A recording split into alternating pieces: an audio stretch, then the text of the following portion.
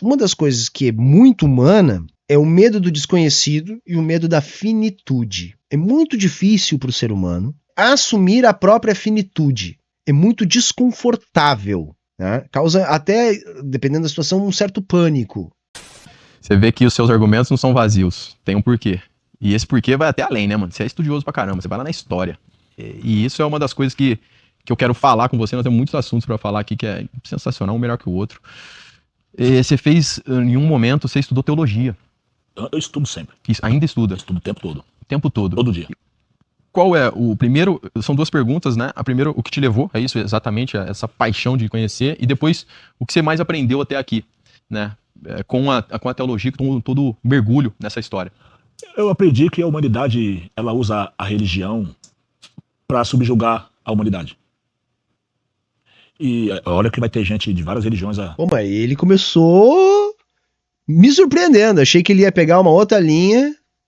Mas vamos ver a sequência, porque é isso, tá, galera? Assim, a gente pode abordar isso de muitas maneiras, mas a religião, enquanto institucionalização da fé, né, não tô nem falando, assim, de fenômeno religioso, de crença em Deus, eu acho que aí tem outras camadas, né, pra gente avaliar. Mas a religião, tá, no duro, tá, é um instrumento de dominação de classe. Ponto. É isso.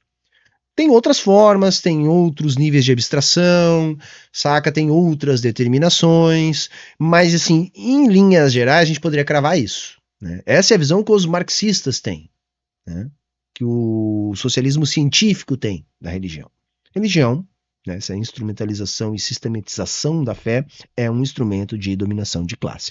Embora isso tenha muitas camadas, embora isso também possa ter, inclusive, alguma relação com fenômenos culturais de resistência a determinadas opressões e até mesmo ao lado da classe trabalhadora na questão da luta de classes. E aí um bom exemplo para vocês entenderem o que eu estou querendo dizer são as religiões de matriz africana aqui no Brasil, que se constituem como um elemento de resistência. Enfim, tem muitas nuances nisso tudo, né?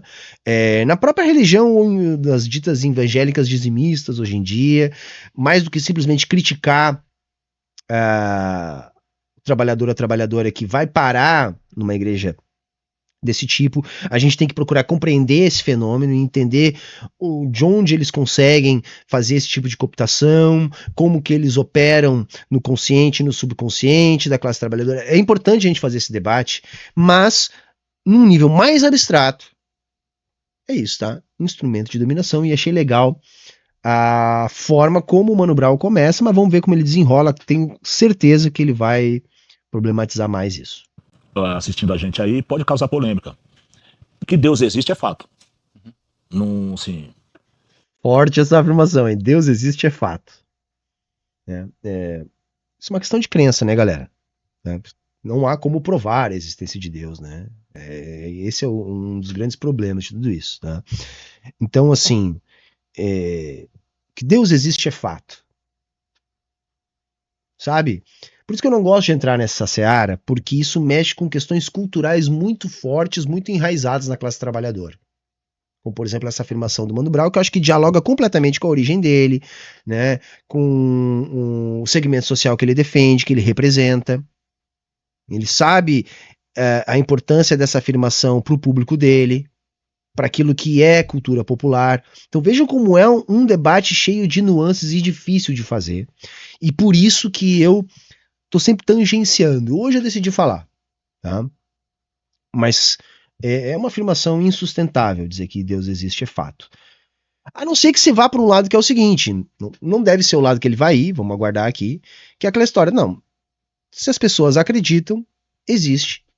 Nem que seja apenas na crença das pessoas. Aí tudo bem, aí existe. Né? Mas é uma discussão bastante mais difícil essa aí.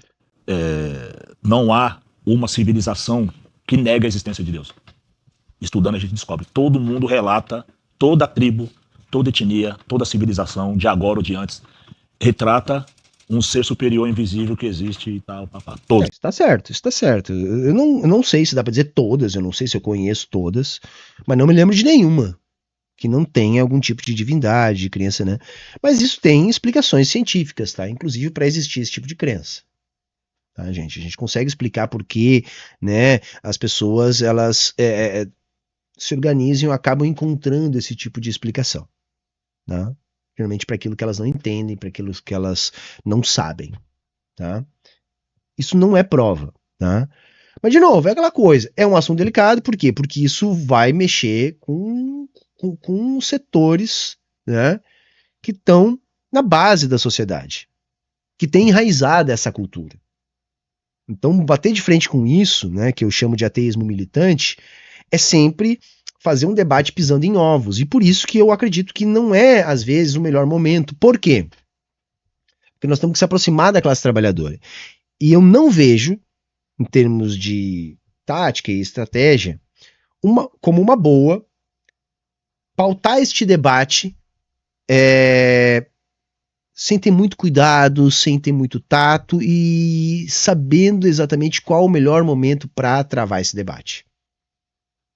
Porque a gente pode, em algumas circunstâncias, inclusive ter na religião um aliado, como já foi circunstancialmente em alguns episódios históricos, por exemplo, na época da ditadura, né? Nós vamos ter alguns segmentos da religião que vão ser elementos de resistência, a própria religião de matriz africana, que se constitui durante toda a colonização e depois como um elemento de resistência da classe trabalhadora. Tem tudo isso, tá, gente? E eu não tô negando todos esses aspectos, por quê? A gente tem que entender o nosso método, né, gente? Quando a gente olha para o nosso objeto, a gente vê o nosso objeto buscando compreendê-lo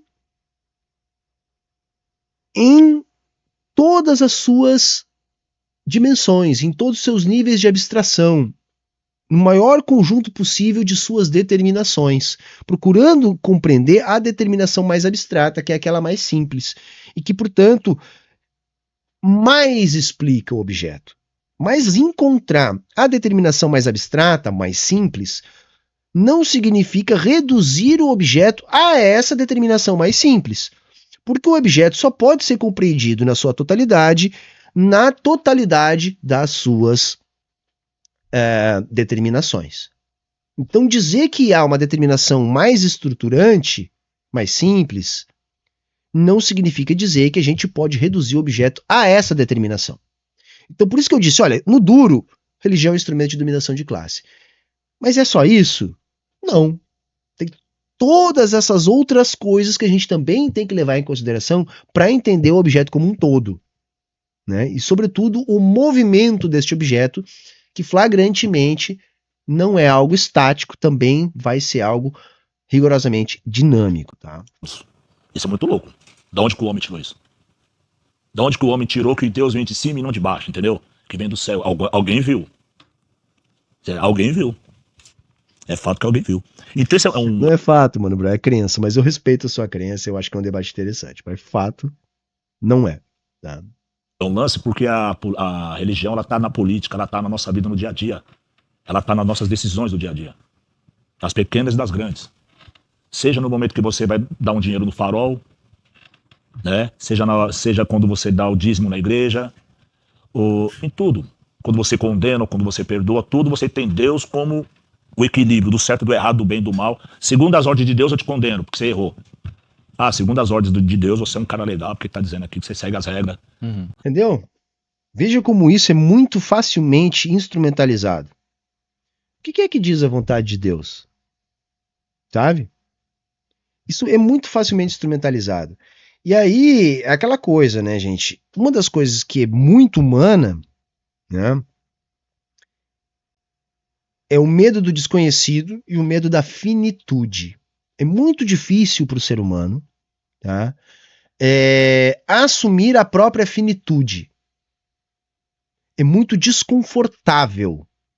Tá? Causa até, dependendo da situação, um certo pânico. Então, quando você tem esse conjunto aí, você consegue resolver esse problema dessa angústia da finitude, sobre a finitude. Mas, ao mesmo tempo, você também consegue moldar. Por que todos os estados mais antigos, pelo menos os que eu conheço, né, as ditas civilizações lá, sempre vão ser teocráticas? Porque é muito mais fácil você atribuir a vontade do governante a uma vontade divina. Você pode questionar facilmente um homem, né? Uma pessoa, um ser limitado, mortal. Questionar o divino, né? Questionar o Deus é muito mais difícil para quem crê em Deus. Então, o Estado teocrático, ele sempre utilizou no governante um ventríloco da vontade de Deus para ratificar o seu poder. Vocês compreendem? E, em alguma medida, isso opera rigorosamente da mesma maneira hoje. A autoridade do líder religioso é a autoridade de estar falando em nome de Deus. Isso é muito complicado, gente. Claro que eu não estou com isso culpando o povo, eu não estou com isso não entendendo toda a dimensão social, toda a dimensão de colaboração, toda a dimensão de resistência, inclusive, que essa instrumentalização pode também ser conduzida em determinadas circunstâncias. Eu estou apontando para o perigo, né, de um tipo de instrumentalização desse debate que é, inclusive, corriqueiro. Beleza?